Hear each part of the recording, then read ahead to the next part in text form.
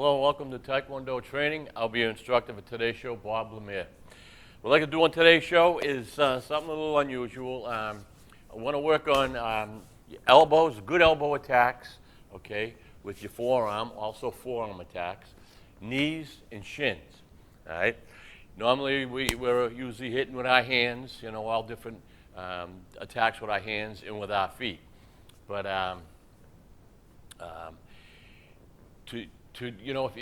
when you start out and you're practicing and you're not too sure exactly your distance, sometimes you'll hit your shins, or sometimes you do a elbow and you hit your forearm. That's fine. That's fine. You don't want to practice that way if that's not what you want to do. But a miss is a miss. But a forearm, okay, a forearm to the chin or the face is going to be something that's going to really do a lot of damage. Same thing with your shins, right? You want to, if you're throwing a kick, you probably want to hit with your foot. But if you're missing, you hit with your shin, it's still a bone. And if you're going for the face or the head or the midsection, you're going to, what you're going to do is do a lot of damage, okay? So what we're going to do is we're going to start off basic. I do a lot of forearms in the shows.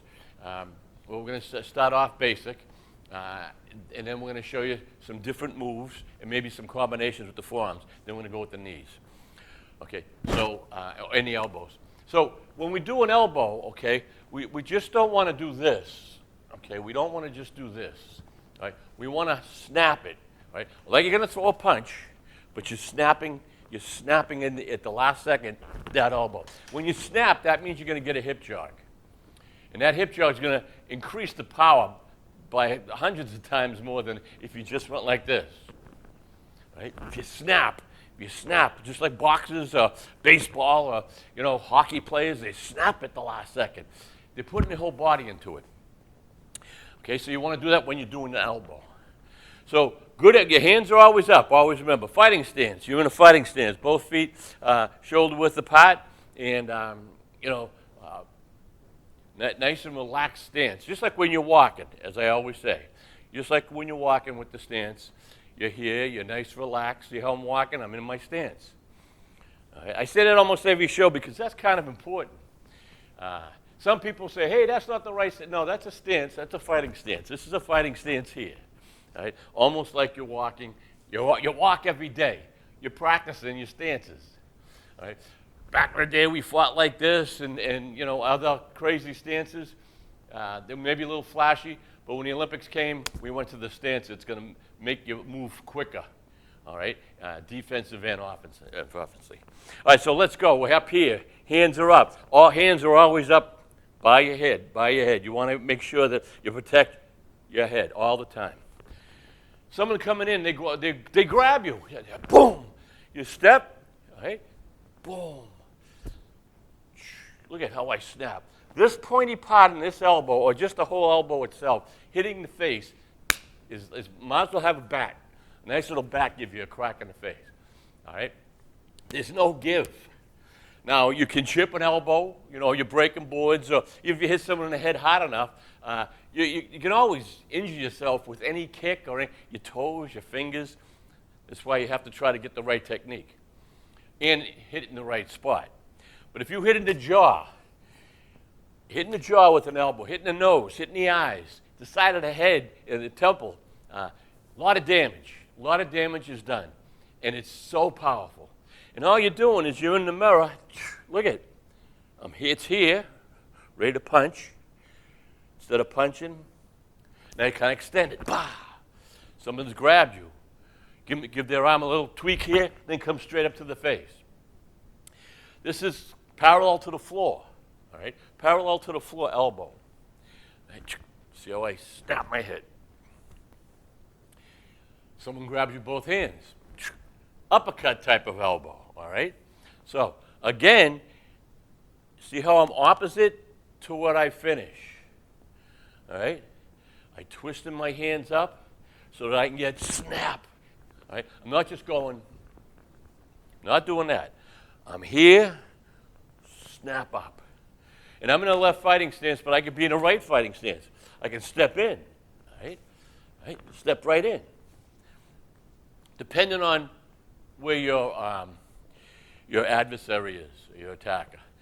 If he's grabbed you and he's pushing you, boom, you step back and boom, come back in.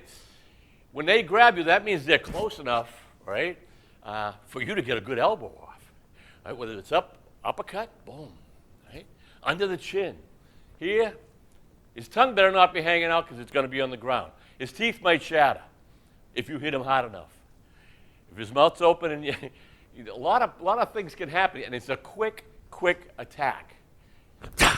You're gone. It's all over. All right? He grabbed you. Boom. You don't ask questions. Someone grabs you, you don't ask questions. Right? Because their next move's taking you. It's going to take you out. Uppercut this way. All right? How's that? Twist. Twist. Right? Someone to the side. Come in. Boy, they grabbed you here. Look at how I twist it again. Right? Twist it again. Right? They grab. Bah. That's elbow to the side. See, the elbow, you have back fist to the side, back fist to the front, punch to the side. Elbow's the same way. You can attack. It can attack anyway. You feel someone in your back. Someone tries to grab you by the neck. Boom. Right? Boom. Look at it. I come right underneath. I hit him as hard as I can. Bah, bah, bah. All right? Not just one. 1, 2, 3, 5. All right? Even if they had great stomach muscles, you start pounding and get the solar plex or get the ribs with a good elbow. That pointy part in your power, that point in your elbow will generate the power thousands of times more effectively because it's so small. And that's where all that power is going to be generated, right there. So when that power generates here on the ribs, solar plex, even the stomach, it's instant pain, all right, for your attacker. See, elbow here, right? High section, I'm going opposite, up here, so that it's a relaxed motion, all right, to the back. And when you're doing an elbow to the back, you don't have to look completely to the back. Use your peripheral vision, right? And you hit, you kind of look this way in case there's another attacker there. So those are elbows, all right? And same thing, you're here, right? So you're ready to punch. Bah, bah, all right? Punch. He blocks, but you're in close enough. Elbow, all right? So the whole upper body, that elbow. And go like this with your hand, all right? Hit your elbow with your hand. You're going to feel pain very lightly. Or hit your friend very lightly. Say, how's that feel? And it's, whoa, very lightly. So imagine full throttle with that elbow. When you're doing, saying a back fist, and you miss, or you're new to the game and you miss, and you hit with your whole forearm. That forearm is strong, all right? You'd rather hit with your fist. You'd rather hit with your knuckles, all right? Those two knuckles, because the 2 points there will generate that power, that small area where all the power generates. If I was to slap you in the face with a full hand, the power would generate through the whole face, all right? And it disperses. But with the two knuckles or one knuckle hitting, it's right there. So all the power goes into that bone. So try to think of that when you're doing attacks. The smaller the area that you have to hit, the more power is going to go through that in the final attack. So you have, someone grabs you again. They grab you. Instead of doing an elbow, you're coming up and doing a full forearm attack under the chin or to the neck. All right? Boom! You're coming in straight. Right? Not hitting with the elbow. You're coming in, bah! The whole elbow, the whole shin. Forearm, excuse me. And that can work. You do a back fist, and you say you missed, but you hit with your whole forearm. you're hitting them in the face. The face is weak, very weak on everyone. Right? Some people say, oh, he's got a jaw like a rock, or, you know, some boxers, they can take more of a hit, but a bone's a bone. And if their mouth is open and you give someone a crack in the jaw, that's why you can't play around. You don't want to be wired up, because now you're going to be wired up. That jaw is going to break. Very weak back here. Your nose is pretty weak. Your eyeballs, you know how weak your eyes are, right? Your temple, that's the side of your neck, the whole front of your neck, all weak parts. Impossible to build them up. You can build the muscles in your neck up, but try to build your eyeballs up, the muscles in your eyeballs, your jaw. Maybe you get your jaw a little stronger by doing exercises, I don't know, but a good back fist or a good kick or elbow to the jaw. So elbows, you kind of, if you can, they're good up to the head. You can get a lot of elbows, you know, midsection, maybe even low section if you had to. All right, someone grabs you from behind this way, come down with a low section elbow, a lot of pain. Same thing now, it kind of same theory, all right? Because when we throw kicks in Taekwondo, we want to use our feet, all right? We want our feet to be the attack, all right? And that's fine. But there are times when you could use when you're really close, and I always say someone grabs you. See how I do this? They're right on top of you practically. That's when you can use a nice knee, all right? And your knees, you got to watch it because, you know, a lot of people, I've seen people breaking boards with their knees and stuff. You got to watch it because you know what, those knees, Taekwondo and your knees are essential to be healthy all the time. So you do certain things with your knees, even your elbows, breaking, you can chip bones, you can do some damage. So you really have to watch it, especially when you're doing breaking technique. You know, not only boards, but some people like to break the bricks and, you know, whatever they're breaking. You got to watch it. I've injured myself many a time at tournaments because you're always, you know, or exhibitions, you're always trying to go for more boards, strong boards, and harder techniques and faster techniques. Well, all you need is 5 techniques that you're using, and all of a sudden one miss. And if you're not dead center on that board and you hit the top or somebody's not holding it right, that power generates back and you'll bust your knuckles up, you'll bust your fingers up. Now you're kind of laid up a little on some of your training, right? Just because you have a broken finger doesn't mean you have to be laid up at all. Because there's a lot of parts in your body you can use while the finger's healing up. So I always, whenever I was injured, I'd let that part rest, whatever it was, to heal. And it would heal quick, especially if you keep training, because the blood's flowing. Your blood's, and the juices in your body are just flowing, and you're in good shape. So your body's working. It'll heal quicker. A lot of people say, I'm going to take a month off because I broke my baby finger. Boy, that's not how you do it. That's not, you're always going backwards that way. All right? And during the course of a year, you will have quite a few little injuries. All right? Because if you train hard, things happen.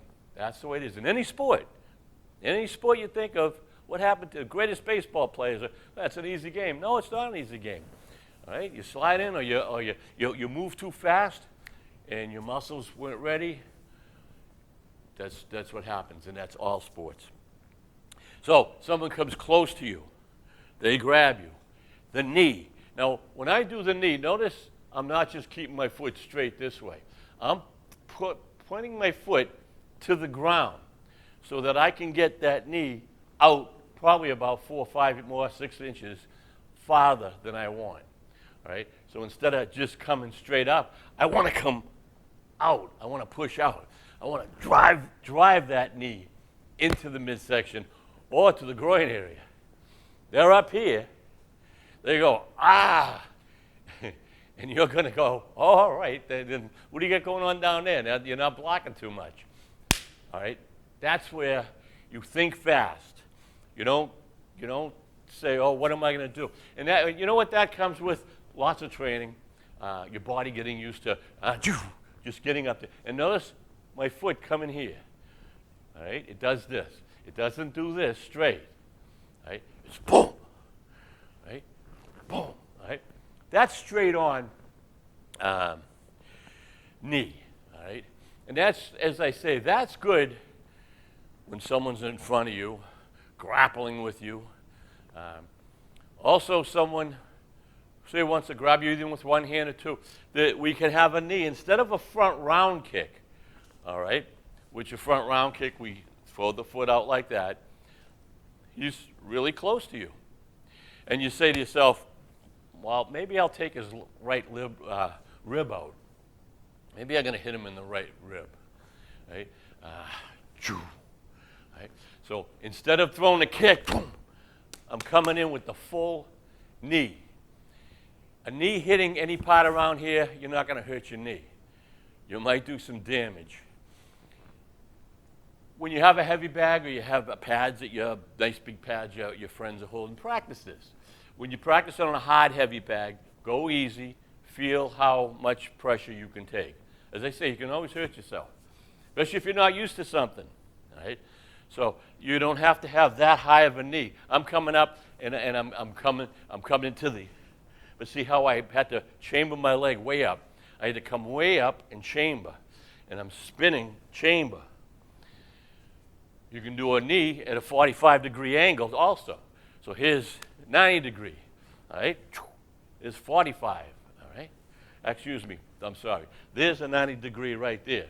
Here's a 45, and here's straight on, all right? So you're straight on or 45, all right? You're hitting either in different areas or you feel more comfortable. Everyone's stretching ability is different. And everyone's body makeup is different. Hips, and some people might look, well, they're almost the same because they're stretched. Well, probably, but they're not exactly the same. No one is the same as anyone else. There is always something tweaked that's a little different. And some people's hips are really tight in Taekwondo. And I've known many of my masters and grandmasters I've worked out with in my life had tight hips, but they worked around it. You don't always have the crazy high kicks in martial arts. You could have low kicks or a low knee, all right? Right here. If your body's strong enough and you're hitting a target, it's going to work, all right? Some martial arts, and it's not Taekwondo, because Taekwondo loves high kicks, but you don't have to have the high kicks. As long as you're kicking midsection, all right, the midsection area, because that's as high as you can get, your hips won't let you go or your hamstrings, then work with that, all right? Pick up speed with that. And don't say, oh, I got to go as high as I can, because you can get hurt if you strain all the time trying to keep up with, Joe Limber over here or a guy who's just, all right? And as you get older, you start losing some stretch. All right. I never thought I would, but I'm losing a little stretch here. I'm still very loose.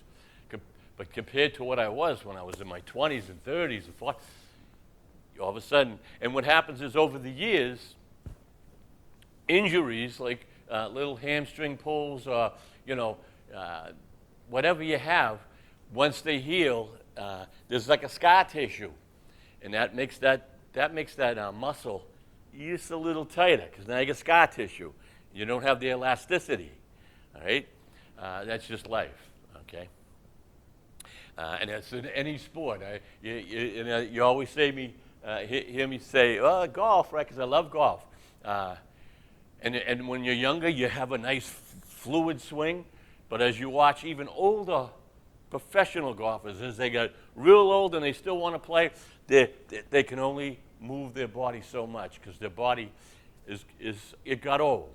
All right, not everyone. Some people keep that mobility pretty good up till the end, but you want to keep stretching.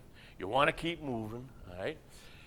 So when you're hitting with your knees, one thing. Now, if you're hitting with a front round kick, you want to hit with your foot. Good. But if I was to throw a kick and hit with my whole shin, all right, I'm not going to linger on that shit. The shingles, the single kick like that, but. If you do hit, all right, you do hit with the whole area there and hit with the good power, say to the ribs or to the knee. That muscle right there, or a muscle in the bone, all right? Your fibia, your tibia, and it's going to hit. You don't want to get used to that, because if you did throw a hard kick, and I see it on a lot of competition, two people throwing the same kick, two front round kicks, two shins hit, one shin will break, all right? And that happens, it happens quite a lot. Just too much power. And someone was in the right position, or maybe just a little stronger, and the other one's shin broke. So you really got to watch it, especially if you're training for tournaments or you're fighting in tournaments. Those fast front round kicks, you can hurt yourself if two shins hit. All right, someone's attacking you, grabbing or want to throw a punch, and you just throw a kick and you miss. He's close. All right, you're not even hitting him with your knee, but you hit him with your shin. That's all right. Right? That shin's gonna hit the side, and that bone's going to hit the side. These ribs, floating ribs, all right, and the ribs on the side here are fairly weak. They can't take too much of a good shot, all right, especially if that shot's strong with another bone or a hard part of your body. So a broken rib, if anyone's had a broken rib, you don't want to move. You don't want to fight anymore. You want to breathe. Breathing's hard, especially on how bad the injury is. Just a little fracture on a rib causes tremendous pain because you're breathing. All right, so that's why I always like the ribs. All right, especially if the guy was bigger than me. Now I'm down here by his ribs. Instead of me going up trying to get him in the face and I give him some shots to the ribs, that might do it, And if a person's not in good shape and their stomach muscles, say he's a little flabby or he has a pot or anything, you hit someone in that flabby part, that's painful. And it's like, now you got this big area, especially if they got a big gut and they want to attack you, and you hit that area just a couple of times. It's going to be soft for you, but it's going to hurt them because you're coming in hard, and you can come in hard. All right? So that's why I say it doesn't always have to be high kicks or high attacks. That's what Taekwondo is a lot about, is the high, flashy kicks.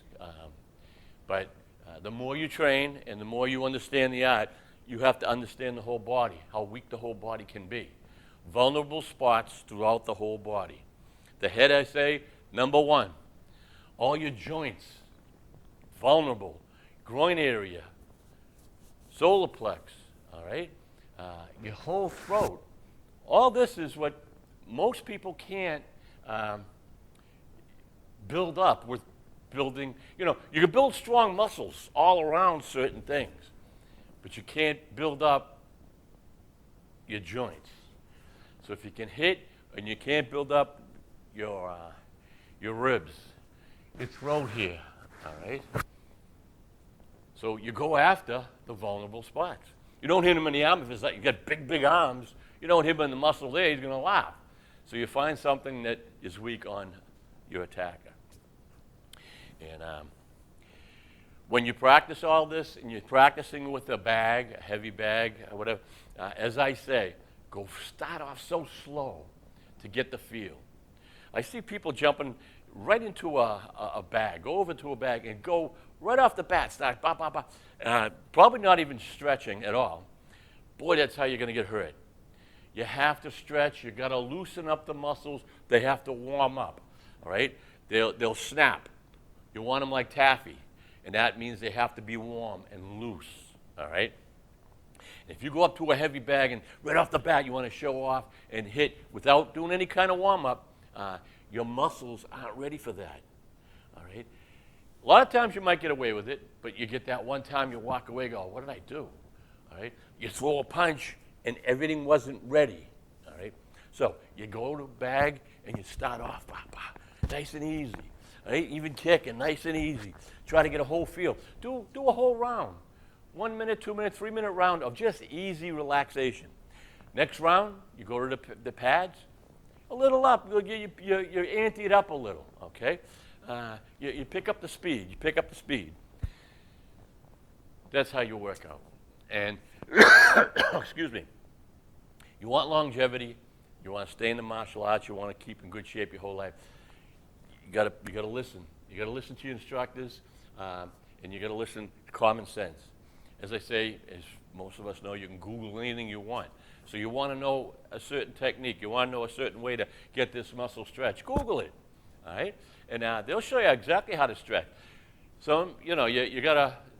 There's some people on Google and on those pages.